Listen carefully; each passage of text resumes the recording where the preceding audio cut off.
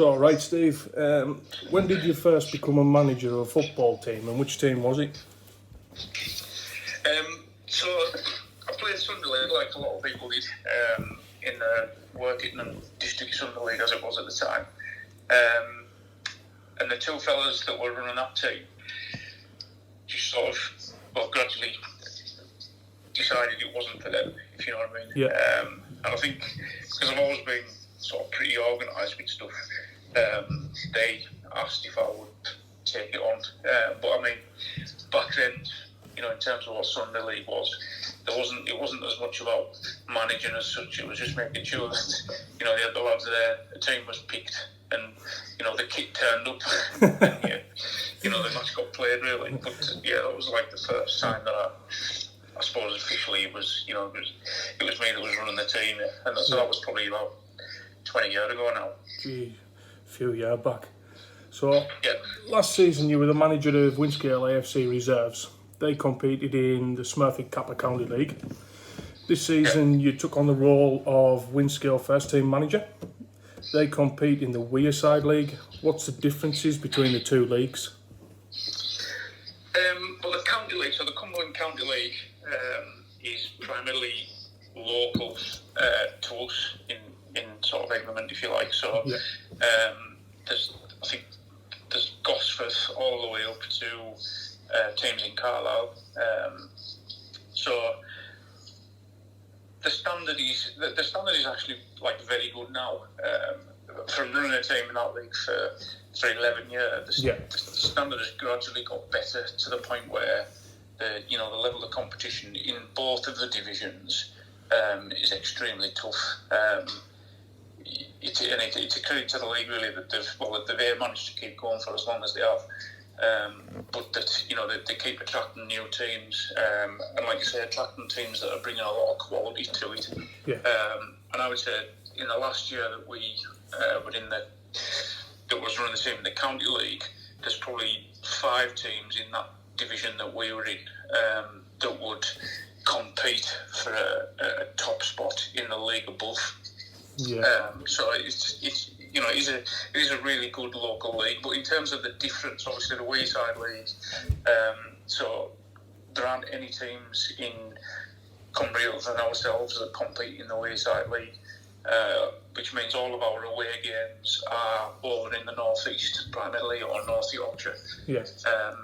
So from a travel point of view, obviously that adds a massive effort from everybody that's involved, really.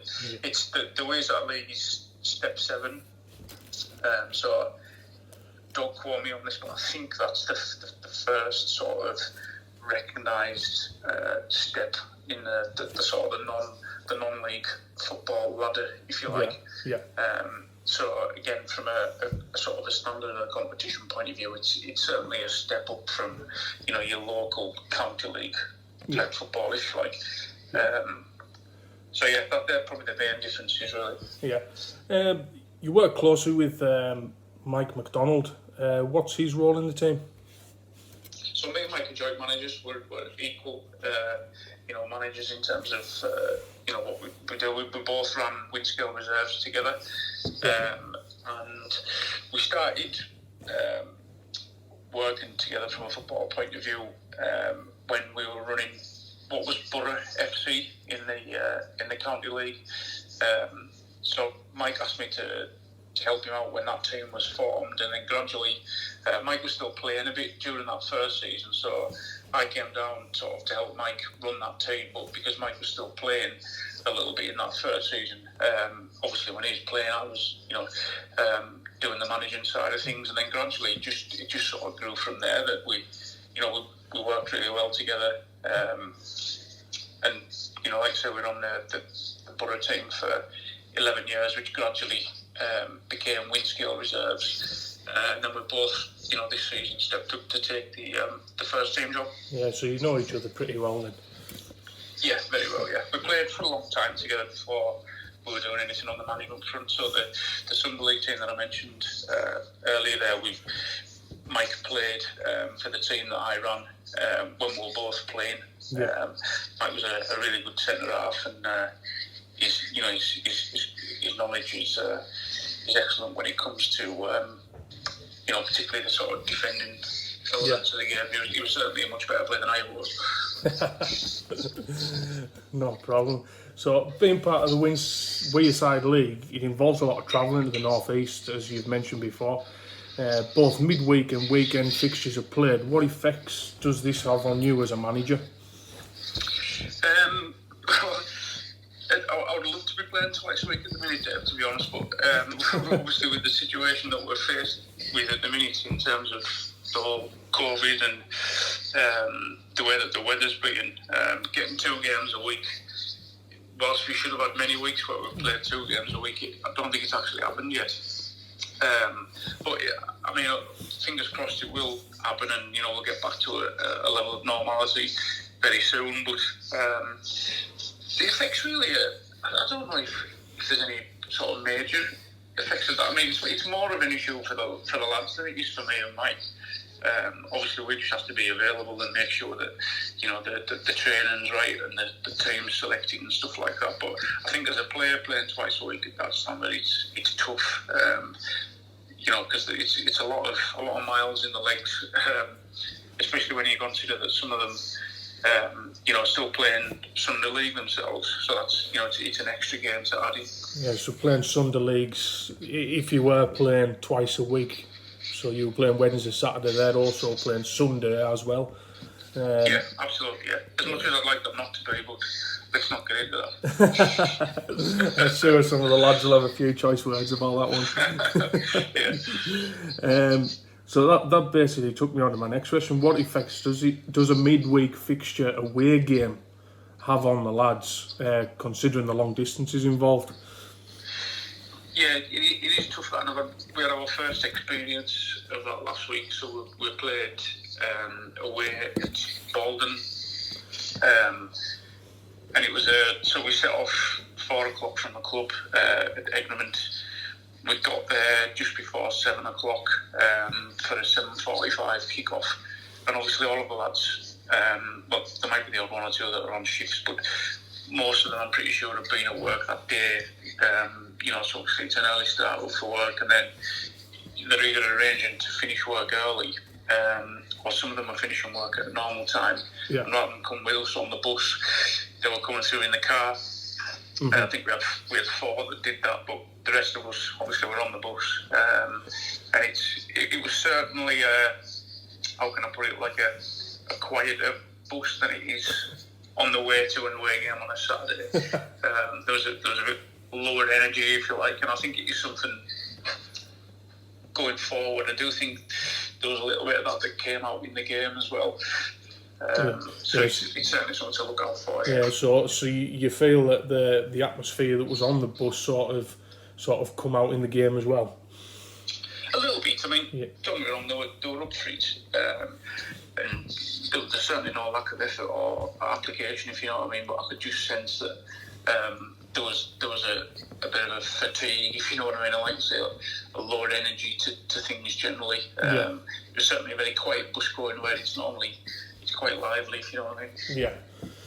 So a lot of preparation goes into games. However, the games can be called off at the last minute for, well, especially nowadays, a whole lot of reasons: COVID, weather, and other bits and bobs. How does this affect the team as a whole if a game gets called off last minute? I think the biggest thing is it's just a massive disappointment. And we've had it a few times this season already, where even if it's the day before and not necessarily last minute, it's just a disappointment. We've put a hell of a lot of work in pre-season to get the squad boosted. We've got lads back that was a massive boost to us in terms of not just the numbers but the quality as well that those lads brought. And there's a whole heap of stuff that's gone on sort of off the field. So we've got a team that's raring to go now, if you like. And when games are called off, it's just frustrating as much as anything, because they all want to play. We're keen to see how we're going to get on this year. And we've been putting a lot of work and effort into the training side of things. So, but overall, I would say it's just really disappointing. But I think what we are finding this year, especially, is that because of the whole COVID situation, you can only take one game at a time. You can only think about the next game that you've got, and not being 100% sure if that game's actually going to go ahead, because we've seen quite a few teams in the Weasard League already this year that they've had to isolate completely because of a number of lads that either might be tested positive or they're close to somebody that's tested positive. So whereas you're normally perhaps looking at, obviously you're always looking at the next game ahead, but in the back of your mind you may be thinking, well, we've got that game Wednesday, that game Saturday. You can't do that so much at the minute. Yeah. So we'll go back to the how many games we're playing. You should really be playing 2 games a week, Wednesday, Saturday. But with the lads playing Sundays as well, this next question fits in quite nicely. So playing 2 games a week, it can result in a number of injuries. How do you cope with injuries, and what do you do to get the lads back up to match fitness? So we've actually, this year, we've been really unlucky with a lot of injuries already. And we've done some work with Liz Hunter, physiotherapy from Cockermouth. So Liz has came to a couple of our training sessions. Liz actually sponsors one of the lads, I think it's Matt Semple, if I remember right. Yeah. And she's been really good at talking to us about injury prevention and looking at the sort of the way in which we do the warm-up and stuff like that. So in terms of what we're doing to try and prevent that, it's, we're all trying to be a little bit more knowledgeable on the way in which we go about the warm-up, the things that we do to get the lads ready for a game. And that's not just like at training or in the pre-match warm-up. That's what the lads can be doing themselves outside of a training or a match day. So things like stretching exercises and stuff like that, so that they're not just turning up for football and getting ready. Then it's about, I suppose, being ready as much of the time through the week as you can, or preparing for that start, if you like. So I've certainly found that really interesting. Liz has been excellent at sort of just generally sharing information on that we might find useful, and practically, she's actually taken a warm up a couple of times. So that's right. been really, that's something that we're trying to take into a match day as well. Fitness wise, it's just that the usual stuff. You go through a pre-season routine, which was a little bit different this year. At the time where we're having to train in smaller groups, we're really lucky that we had a couple of lads, Pilkey, Ryan, etc., that were taking some sort of purely fitness-based stuff in smaller groups, and then when we were allowed to do the full squad training, obviously, right. We went back to a more normal sort of pre-season routine, if you like, which is obviously the mixture of fitness and training and matches and stuff like that. Yeah. But yeah, I mean, generally the lads have done really well. It's putting that effort in. And I think you always see a bit of a step up when the season actually starts, because they tend to find that extra sort of 10-15% on a match day that maybe you don't see, in a training session, if you know what I mean. Yeah. So, first team player sponsors were introduced this season, so all your lads got individual sponsors, and you got a new kid sponsor, the Wee Chief of Egremont. Could you tell us why sponsors are so important? The sponsors are really important, and I think for a little while, we've sort of probably slipped a little bit in terms of selling ourselves, but also helping local businesses, etc., realise what we can do to help promote them, if you know what I mean. So this year, there was sort of a small group of us that were set up to look specifically at sponsorship and how the club can bring money in, etc., etc. There's a bit of a misconception as well. I think that people think because we're close to Sellafield that we just get money off Sellafield or off people who are associated with Sellafield, and we don't at all. So we're very much like any other club in that we have to raise our own money. The lads obviously pay to play, which brings a small amount in, and obviously given that our travel expenses are so high because of the distance that we have to travel every other week, it's really important that we do get the sponsors on side. So yeah, the player sponsors was an idea that we had, and obviously many other teams do that, and we're really grateful and really thankful for the fact that we managed to get 25 player sponsors. And we're going to do our bit throughout the season to work with them to make sure that they're getting plenty of, sort of shout outs and promotion throughout the season. Yeah. I've got a few ideas lined up, as you know, about the things that we can do to keep banging that drum, because these aren't just sort of 1 year things. We'd like these to become long-term sort of relationships with the sponsors, if you like. Yeah. Player sponsors is one thing. We've got, we want to start doing more of the advertising boards around the field. We've got match day packages that we're looking to do, that we're going to throw some hospitality in when it's safe to do so, and a whole heap of other things. But sponsorship is so important for us, because the costs of running the team are, they're really significant. So we do need to keep going with that as much as we can, and to do more. Yeah. So one of your sponsors, Fowler Brothers, he sponsors one of the players. He became the first sponsor to have the field named after them. What sort of work goes into keeping a football field in top shape, ready for games? Well, I'm probably not the best person to ask that question to, and there's a couple of people at the club that can answer that question in far more detail than I can. The likes of Jeff Tuttle, and we have another guy called Tom that helps out, not forgetting obviously what David Brownie Babs does. So those fellas are absolutely the experts. And one of the things that I've sort of had my eyes open to since coming to Windscale is just exactly how much time and effort goes into that. You've got the likes of Jeff Tuttle, who's down there pretty much every day for a number of hours doing stuff, whether it's to the main first team pitch, or whether it's down at the pitch at the bottom, which the other teams use. And it's all about ongoing maintenance. It's not just cutting it; it's aerating it. It's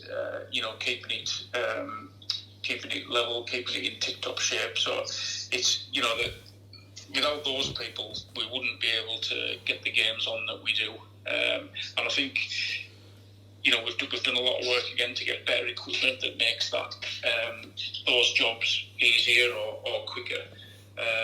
And we're hoping to kick on again with that very soon, in terms of getting some more equipment that'll make those things easier. But those people that do that work on a week to week basis are absolutely invaluable. And most people will know that, particularly if you play on the main pitch at Windscale, it's certainly one of the best pitches in the county. And that's not a fluke. That's down to the work and the effort that goes into it. Yeah, between Jeff, Babs and Tom, I can imagine probably several hundred hours a week will probably get ploughed into those fields to keep them where they are. Yeah, I mean, literally, Jeff's there every day. And that's something that initially I didn't realise, the time and effort that did go into it. And then obviously, in the summer it's very seasonal, isn't it? In the summer, obviously, the grass needs cut more often, but even in the winter, when you're maybe not doing the same things that you were doing in the summertime, or when we've got the better weather, there's still as much to be done. It's just a different type of maintenance, if you know what I mean. Yeah. And then when you think, if we play on it, on a particularly wet day, the damage that it takes, then it's repairing that damage and getting it ready. Sometimes in a really quick turnaround. We'll play this Wednesday, for example, and then we're at home again on Saturday.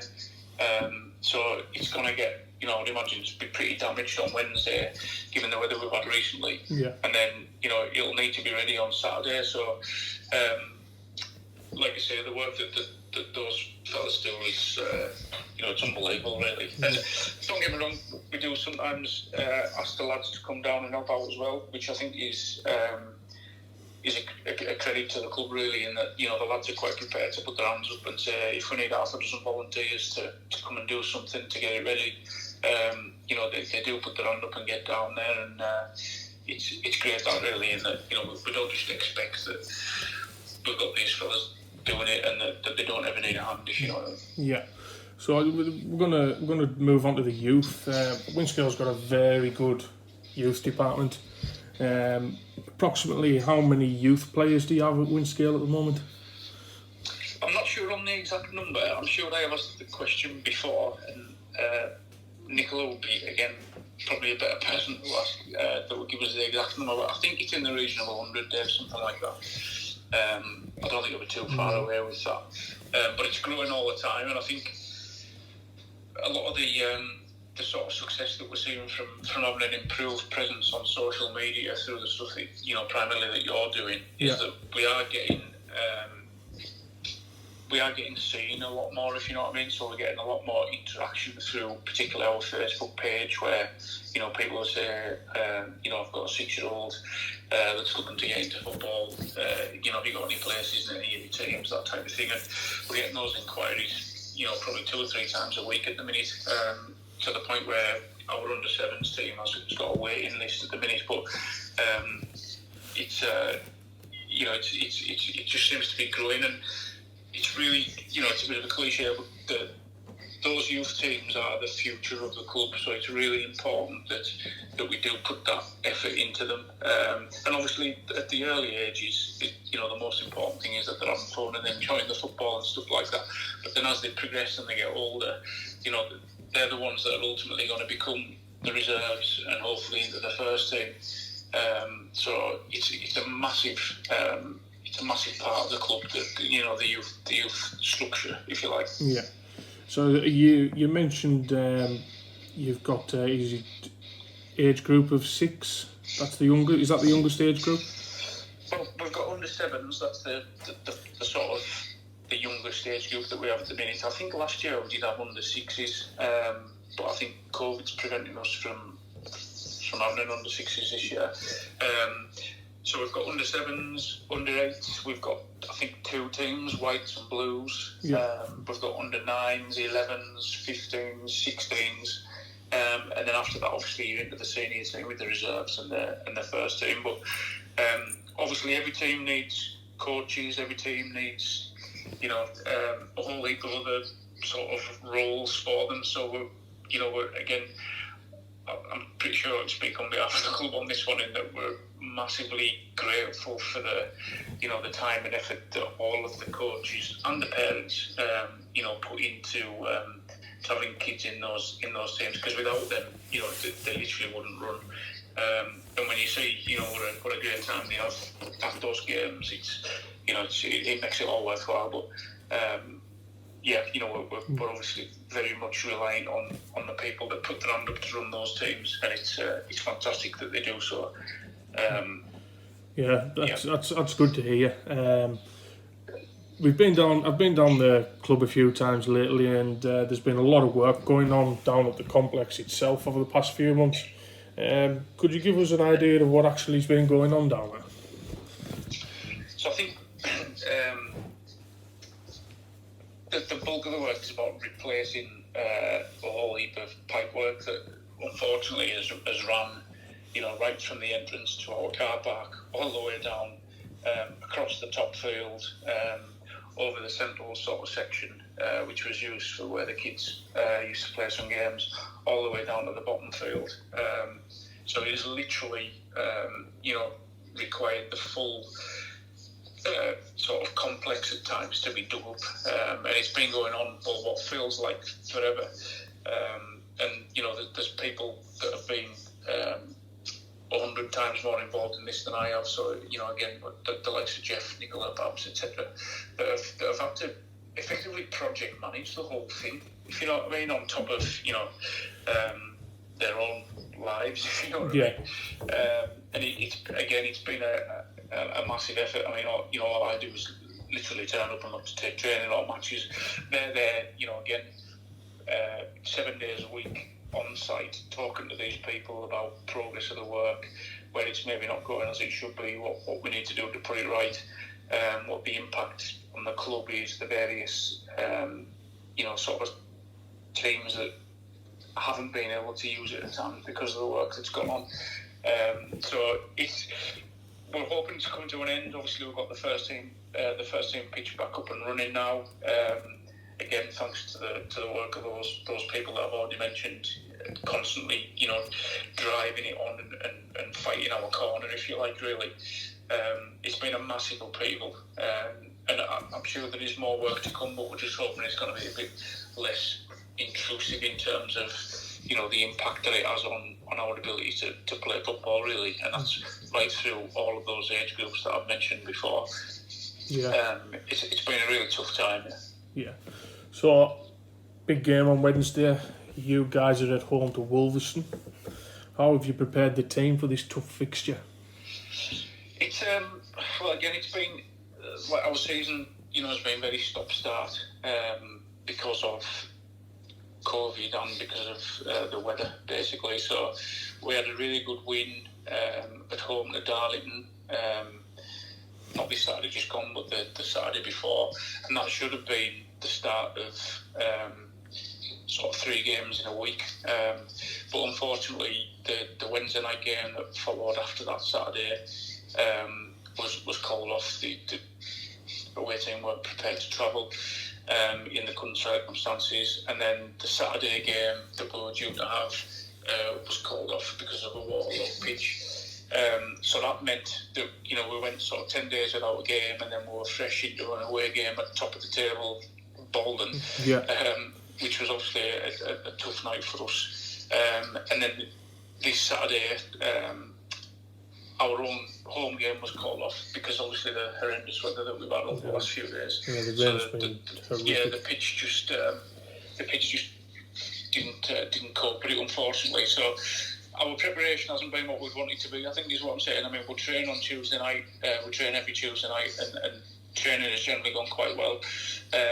We'll train this Tuesday, and then obviously we're into the game the day after on Wednesday. So we've got a good squad. We've got plenty available this week. So it's just about making sure that we're doing, you know, the right things and the things that we were doing really well before we went into that game at Bolton, that we carry on doing that, really. We need to really make our home games count this year, and make sure that we're not dropping points at all, really. Yeah. Well, that brings us to the end of our little chat, mate. Thanks for your time, and good luck on Wednesday night. I'll see you down there. Nice one. Thanks so much, Jeff. Thank you.